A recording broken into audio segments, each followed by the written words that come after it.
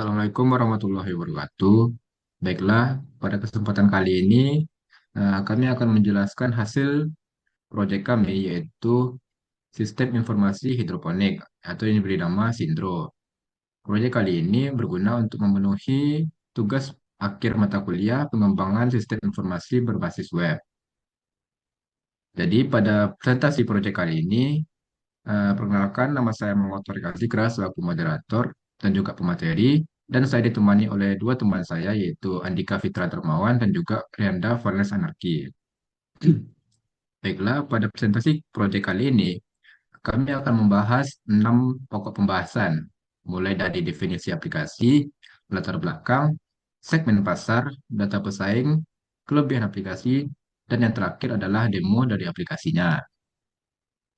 Baiklah, saya masuk kepada materi pembahasan yang pertama, yaitu adalah definisi dari aplikasi yang kami buat. Jadi, website sistem hidroponik cerdas ini, atau diberi nama dengan Sindro, atau Sistem Informasi Hidroponik, adalah sebuah platform sistem informasi yang berbasis website. Nantinya, website ini akan terintegrasi dengan IoT, atau Internet of Things, dan Artificial Intelligence, atau AI. Yang dimana AI di sini kami menerapkannya di dalam chatbot. Fungsi dari sistem informasi ini adalah untuk membantu para petani, khususnya petani hidroponik, dalam memantau, mengontrol, dan menganalisis sistem pertanian mereka secara real time. Selanjutnya adalah latar belakang mengapa sistem informasi ini kami buat. Yaitu yang pertama adalah memantau secara real time. Seperti yang kita ketahui bahwasanya petani hidroponik saat ini kesulitan untuk memantau hasil pertanian mereka secara real time dan masih menggunakan pantauan secara manual. Hal itu sangat kurang efisien dan oleh karena itu kita membuat sebuah sistem informasi yang nantinya menampilkan eh, status dari tanaman yang mereka tanam secara real time. Yang kedua adalah ketergantungan pada proses manual. Jadi kita menerapkan otomatisasi pada sistem hidroponik ini. Jadi ke depannya sistem hidroponik ini bisa mengotomatisasi seperti pemberian nutrisi yang secara otomatis kepada tanaman atau memantau kadar nutrisi yang ada di dalam air. Lalu yang ketiga adalah risiko tinggi kesalahan manusia atau human error. Dikarenakan pekerjaan atau proses yang secara manual yang dilakukan oleh petani, hal itu meningkatkan kesalahan yang dilakukan oleh manusia atau human error, seperti kelebihan memberikan nutrisi atau kelebihan memberikan air. Hal itu sangat merugikan bagi para petani karena nantinya hasil tanaman tidak maksimal dan kurangnya masukan yang akibat kelalaian atau human error. Lalu yang selanjutnya atau yang keempat adalah kebutuhan mendesak akan otomatisasi. Dikarenakan pertanian hidroponik ini semakin berkembang, eh, maka lahan maka petani hidroponik sangat membutuhkan otomatisasi dalam proses pekerjaannya. Dikarenakan kurangnya tenaga kerja atau tenaga ahli untuk mengelola tanaman hidroponik tersebut. Oleh karena itu diperlukan suatu sistem otomatis untuk mengelola pertanian mereka. Lalu yang terakhir adalah optimalisasi produktivitas. Dikarenakan pemantauan secara real time, terus sistem yang telah diotomatisasi, ha- maka hal tersebut akan mengoptimalisasi produktivitas hasil pertanian. Akibatnya nantinya pertanian akan semakin bagus dan juga jumlah hasil panen akan semakin melimpah. Baiklah, selanjutnya adalah segmen pasar yang akan dijelaskan oleh Andika. Kepada Andika, saya persilakan. Baik, selanjutnya itu adalah segmen pasar dari aplikasi kami yaitu si Indro atau sistem informasi hidroponik. Yang pertama itu ada petani hidroponik skala kecil hingga menengah, yang dimana kami harapkan sistem informasi kami dapat membantu meningkatkan hasil panen melalui otomatisasi sistem dan analisis data pertanian secara real time. Yang kedua, komunitas dan juga startup pertanian urban. Ini mana kami berharap kami dapat menyediakan solusi bercocok tanam cerdas di lingkungan perkotaan dengan keterbatasan lahan yang ada. Dan yang ketiga itu ada pemerintahan, yang dimana kami berharap sistem kami dapat digunakan untuk mendukung program pemerintah modern yang berkelanjutan dan juga ramah lingkungan. Yang keempat itu ada institusi pertanian, yang dimana kami juga dapat berharap juga di sini kami dapat memfasilitasi pelatihan dan edukasi digital kepada petani dalam memanfaatkan teknologi berbasis IoT dan juga AI. Yang kelima itu ada akademisi dan juga peneliti. Di sini kami berharap dapat berguna sebagai alat bantu eksperimen dan juga riset dalam pengembangan inovasi teknologi pertanian. Dan yang terakhir itu pasar potensi luas atau global market. Kami ini yang paling utama karena kami sangat berharap bahwasannya sistem kami dapat memiliki eh, nilai jual di pasar luas ataupun global market yang ada di dunia. Baik, selanjutnya itu ada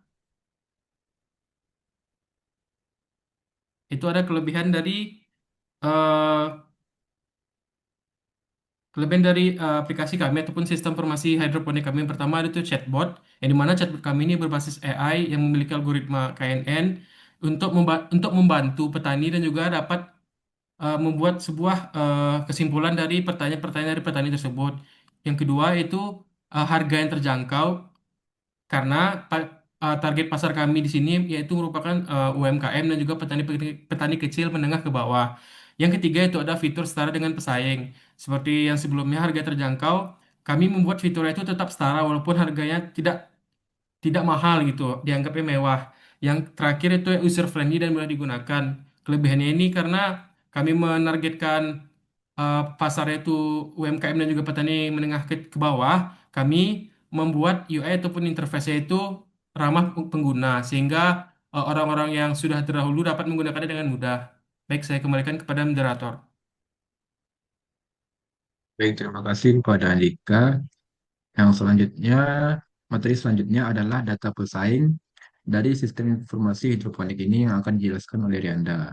Kepada Rianda, disilakan. Terima kasih kepada moderator yang telah memberikan saya kesempatan berbicara. Jadi di sini terdapat 5 data pesaing. Yang pertama yaitu adalah Growtronics, merupakan produk yang paling terkenal di pertanian hidroponik, berasal dari Amerika dan udah punya lingkungan ekonomi yang besar. Mereka merupakan sistem IoT untuk kontrol lingkungan pertanian indoor. Jadi tidak terbatas di hidroponik, tapi juga bisa di aquaponik. Nah, yang kedua yaitu adalah otomatisasi suhu, kelembapan, pencahayaan, dan nutrisi tanaman. Fitur yang kedua ini mirip dengan sistem yang kami buat. Lalu yang kedua yaitu ada GrowLab. GrowLab ini memiliki fitur platform otomatisasi pertanian berbasis IoT. Lalu yang kedua mendukung hidroponik dan aquaponik. Dan yang terakhir yaitu adalah fitur canggih pemantauan dan pengendalian otomatis. Yang ketiga ada Niwa, yaitu aplikasi mobile berbasis IoT. Lalu kontrol komisi hidroponik dilakukan secara jarak jauh. Niwa dapat memantau nutrisi, suhu, dan kelembapan. Selanjutnya ada AgriWeb yang memiliki jangkauan lebih luas. Mereka merupakan aplikasi manajemen pertanian digital. Mereka dapat melakukan analisis data pertanian berbasis IoT. Mereka juga dapat meningkatkan efisiensi produksi dan sumber daya. Terakhir yaitu ada CropX, merupakan sistem IoT untuk pertanian yang presisi. CropX mengoptimasi penggunaan air dan nutrisi, serta menggunakan sensor pintar dengan rekomendasi berbasis data. Sekian dari saya kembalikan ke moderator. Baik, terima kasih kepada Rianda yang telah membantu kita untuk menjelaskan tentang data pesaing dari sistem hidroponik yang kami buat. Jadi, materi selanjutnya adalah demo dari sistem informasi hidroponik yang kami buat. Jadi, di sini kami menggunakan sebuah platform uh, website berbasis PHP.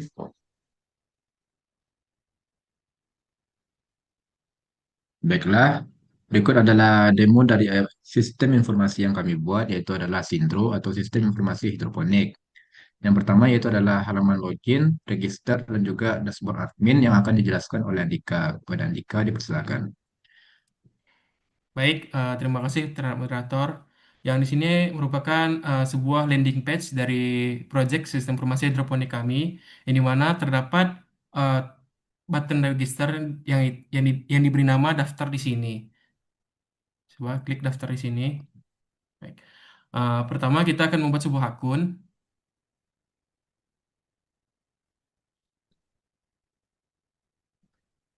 diberi email, terserah emailnya apa, password, dan juga konfirmasi password tadi. Nah, baik. Di sini kita akan mencoba register.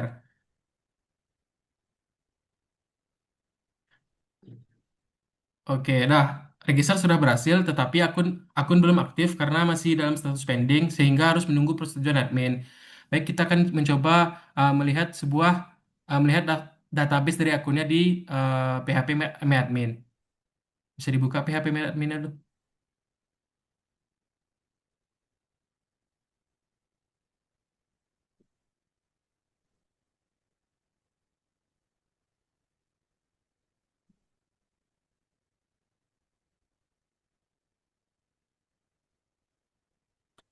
Nah, di sini nih ada status dari akunnya. Yang sebagaimana kita ketahui tadi data yang kita isi itu Abdul dengan email abdul@gmail.com dengan password yang sudah disebutkan tadi. Dan sini statusnya masih pending. Untuk mengaktifkan itu kita harus login ke akun admin terlebih dahulu. Baik, lanjut ke landing page tadi, login ke akun admin.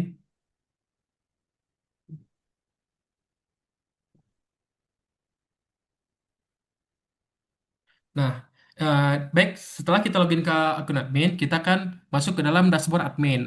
Atau bisa disebut dengan admin panel.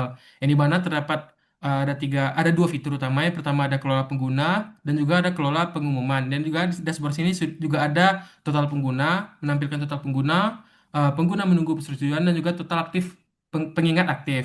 Baik, kita akan pergi ke fitur yang pertama itu ada kelola pengguna.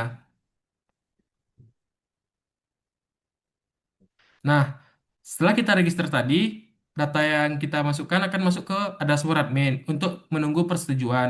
Nah, sebagai admin kita dapat menyetujui status dari akun user itu dengan klik yang ada di tengah. Oke.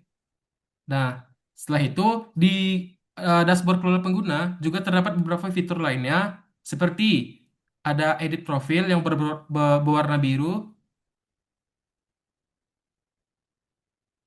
Nah, di sini memiliki beberapa fitur seperti eh, kita dapat menukar nama ataupun email yang salah ataupun role user dan juga status status dari usernya, dan juga kita dapat melakukan reset password pengguna apabila pengguna lupa ataupun tidak sengaja memasukkan password yang salah tanpa pengetahuan. Baik, eh, yang kedua itu ada fitur non ak- nonaktifkan akun atau nonaktifkan secara sementara. Dan yang ketiga ada selanjutnya, oke. Terakhir itu dapat menghapus sebuah akun apabila sudah tidak menggunakan sistem informasi kami ini. Baik, ada di dashboard ini yang kedua, fitur yang kedua itu ada kelola pengumuman. Nah, di kelola pengumuman kita dapat memberikan pengumuman seperti judulnya seperti server maintenance dengan isi pengumuman eh dalam 2 jam server akan maintenance sisi pengumumannya selama 1 jam.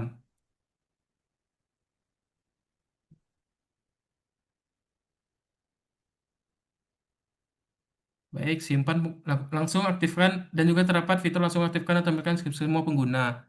Baik, simpan pengumuman. Oke, pengumuman berhasil ditambahkan. Nah, di pada kelola pengguna tadi, oke. Pada edit edit edit pengguna atau edit profil user saat melakukan reset password.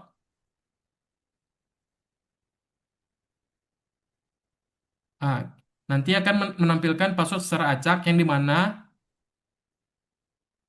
lanjut. Oke. Yang mana password tersebut dapat digunakan untuk user yang setidaknya tadi lupa password ataupun tidak sengaja menginputkan password yang salah gitu. Yang dimana nanti user dapat memperbaikinya dan dapat mengganti dengan sesuai keinginan dari user itu sendiri nanti di dalam dashboardnya.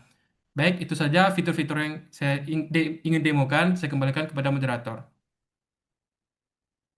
Baik, terima kasih kepada Andika telah menjelaskan mengenai dashboard dari admin. Baiklah, yang selanjutnya adalah mengenai dashboard dari user atau pengguna aplikasi, pengguna sistem informasi Sindro ini, yang akan dijelaskan oleh Rianda dan saya sendiri. Kepada Rianda, saya persilakan. Jadi kita akan coba login menggunakan akun yang sudah di reset passwordnya tadi oleh akun admin.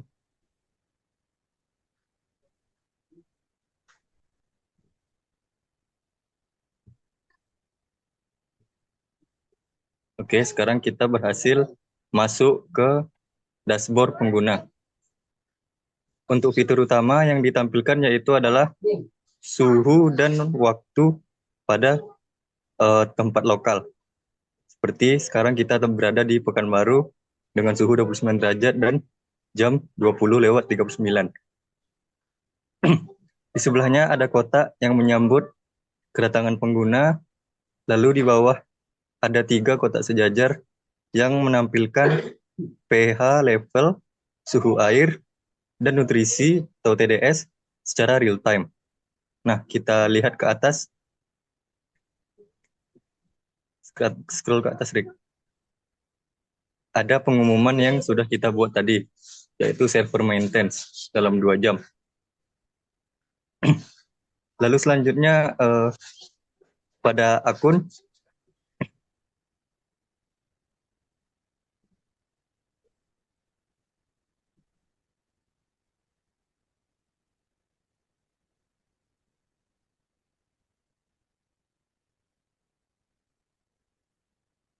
kita bisa melihat di sini ada laporan harian kalau kita mau ngecek, atau kalau mau buka profil bisa juga, notifikasi dan logout. Pertama kita lihat laporan harian. Oke. Belum ada data dari server untuk ditampilkan dalam periode ini.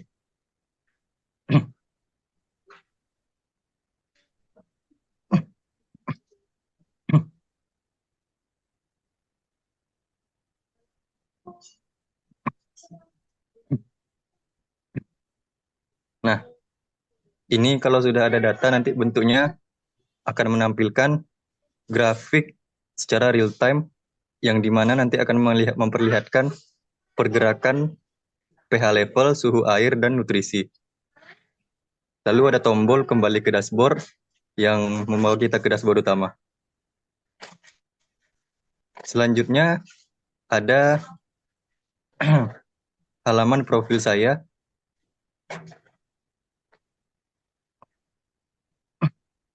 Nah, di sini kita bisa mengedit profil kita sendiri, seperti menambah foto, lalu mengganti nama, email, lalu merequest password, ganti password. Ini, coba masukkan foto saya, lalu passwordnya yang sekarang kita masukkan password baru.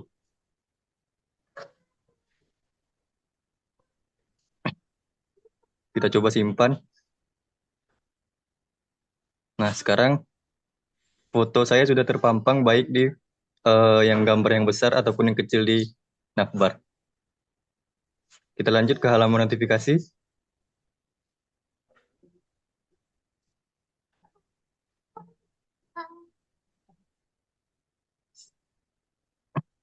Notifikasi ini merupakan pengingat untuk kita sendiri, atau bisa dibilang reminder. Kita bisa ngisi pengingat untuk apa, misalnya ganti air, nutrisi, selada. Tanggalnya kita set mau tanggal berapa dengan format hari, bulan, dan tahun. Lalu menggunakan waktu dengan format 24 jam. Ketika kita simpan, maka nanti akan muncul pengingatnya. Jika sudah selesai, kita bisa hapus. Nah, yang terakhir yaitu logout alias keluar dari dashboard.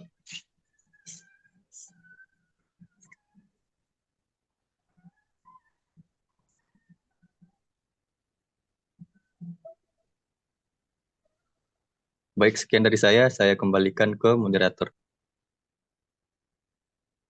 Baik, terima kasih penjelasannya mengenai dashboard user yang telah dijelaskan oleh Rianda tadi. Baiklah, dengan berakhirnya penjelasan dari demo aplikasi atau sistem informasi kami, maka berakhir pula lah presentasi proyek kami pada kali ini. Baiklah, saya Muhammad Torik Asikra selaku moderator dan juga pemateri pada kali ini mengucapkan maaf yang sebesar-besarnya apabila ada salah perkataan maupun perbuatan. Saya akhiri, wabillahi taufiq wal hidayah, wassalamualaikum warahmatullahi wabarakatuh. Waalaikumsalam warahmatullahi Waalaikumsalam. wabarakatuh.